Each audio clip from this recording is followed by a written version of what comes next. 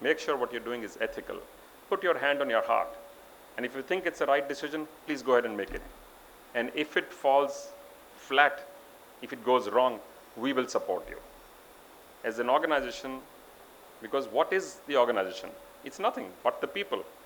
As I said, it's not the fancy buildings or the fancy technology that gets used in these buildings. It is always and only the people. The performance or the result that Kiran referred to is not any one individual's.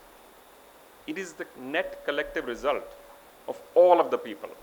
And we have been very, very fortunate and blessed to get very good people within the organization and in the universe of the organization as suppliers, as dealers, as distributors, as customers.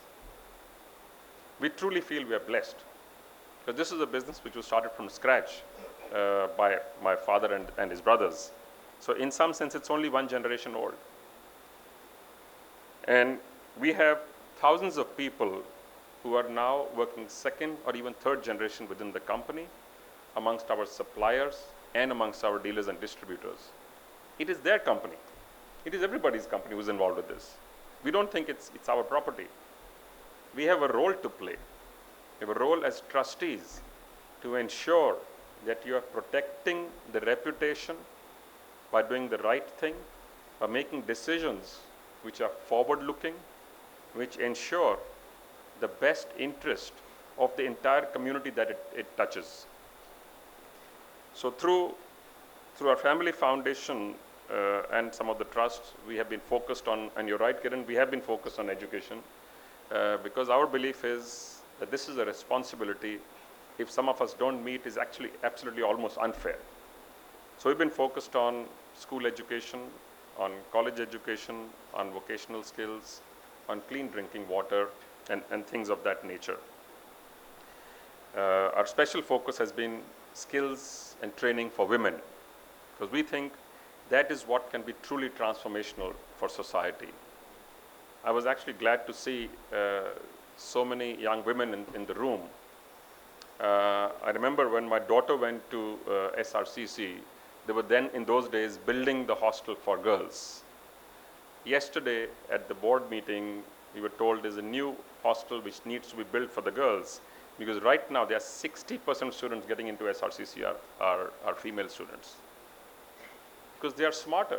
Actually, that is a smarter half of our population. They are so smart that they can let the men feel that they are smarter most of the time. And I mean it seriously, by the way, because they live much more complex, difficult lives than men. We have not harnessed that energy for many parts of the nation. And I'm not discounting what they do, by the way. Running homes, running families, bringing up children is absolutely the most important part that any society can do. But in addition to economic activity, to industrial activity, to scientific technological activities, they have a temper which allows them to do multiple things with great concentration, which men cannot. And I don't mean to generalize, because each one of us is individual. But broadly, if you see, and there are many research reports to show, by the way, that this is actually true. So I'm delighted when I see in more and more universities and colleges, more young women, more young ladies. In any case, they get better scores in schools. One thing I've not figured out is how can you get 94, 95, 97% in marks in any exam, but millions of our children are getting it. So clearly, the intelligence lies in there. Can you help to create a facilitating environment where all of you who have the opportunities and those who don't have the opportunities, all of them get and have the ability to be able to grow, to flower, to demonstrate their ability to make that big change. Make it for yourselves and make it for many around you. You are in probably one of the most leading edge areas of education. I would urge you to focus your energies on a few areas. Pankaj, how much time do I have?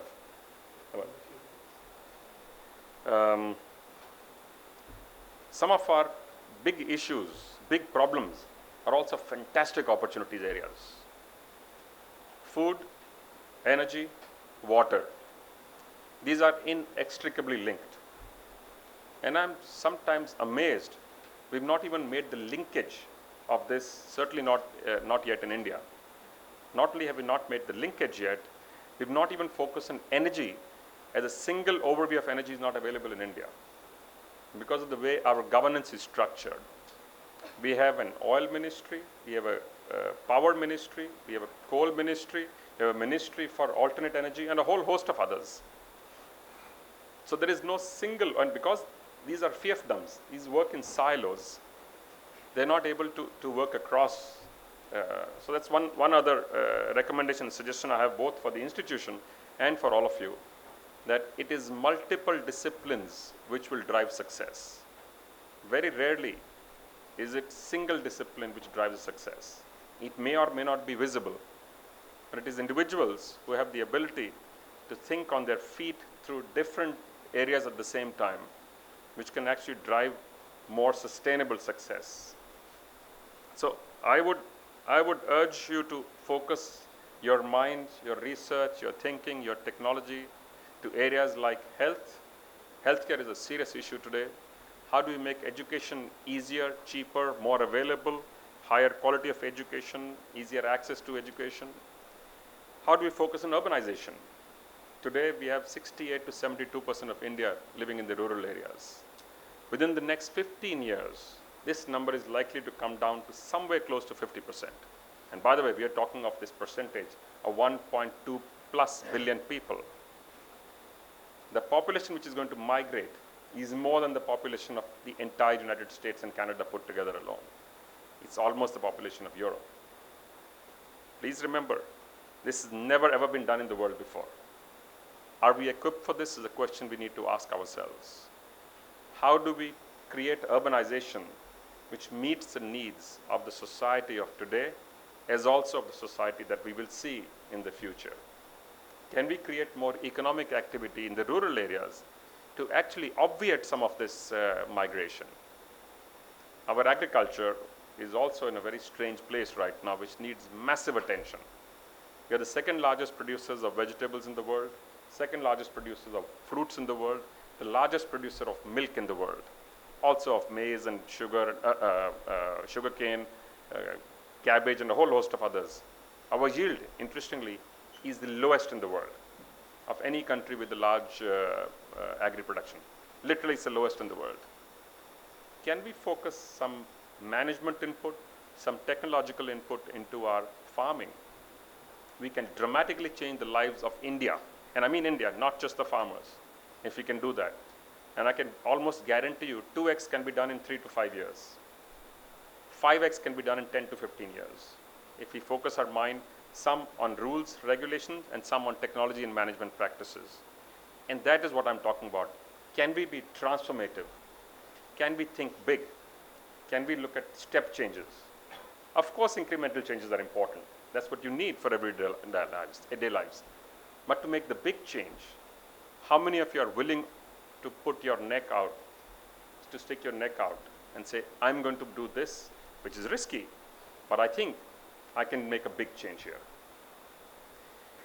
I want to thank all of the parents and guardians who are sitting in the other room. I presume some of you are here, for making that effort and very often making sacrifices to put your children and your wards through this fantastic opportunity to expose them to the ability to learn. Just one last comment, and this is for the institution. I don't think the best institutions are those which teach you or give you the answers. I think the best institutions are those which will equip you with the tools to raise questions and ask the right questions to find the answers yourselves. There is no ready answer in life for anything. No one can give it to you.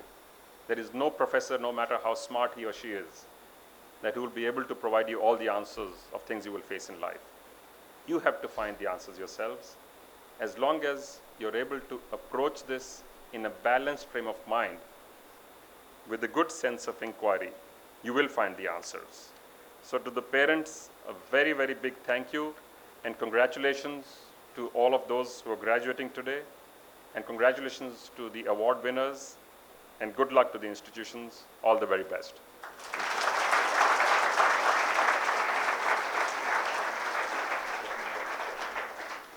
Thank you, Mr. Munjal. Mr. Chairman, sir, may I request you to kindly present a memento to our chief guest on behalf of the Institute.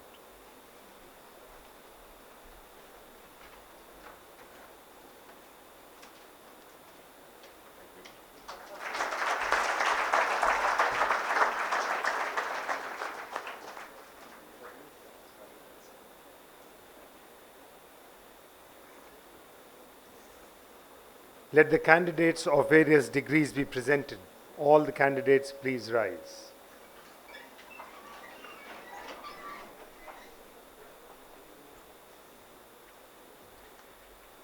By virtue of the authority vested in me as the chairman of the Senate of the Indraprastha Institute of Information Technology, Delhi, I hereby admit the duly qualified candidates listed in the scroll of the respective degrees and charge them to prove worthy of the respective degrees. Please be seated. I request Professor Ashwin Srinivasan to present the PhD students.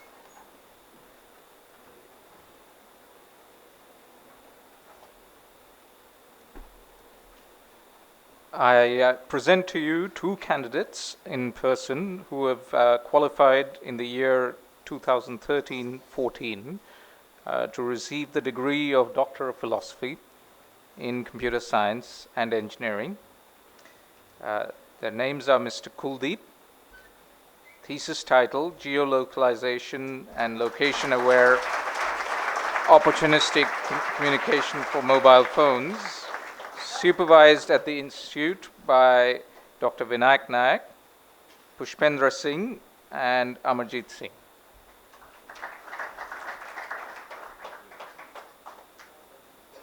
And Mr. Himanshu Sharad Bhatt,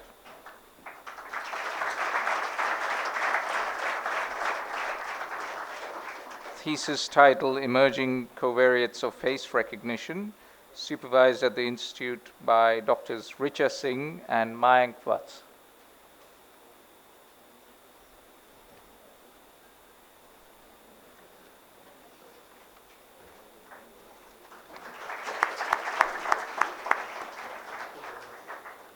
Let the candidates for the award of medals be presented.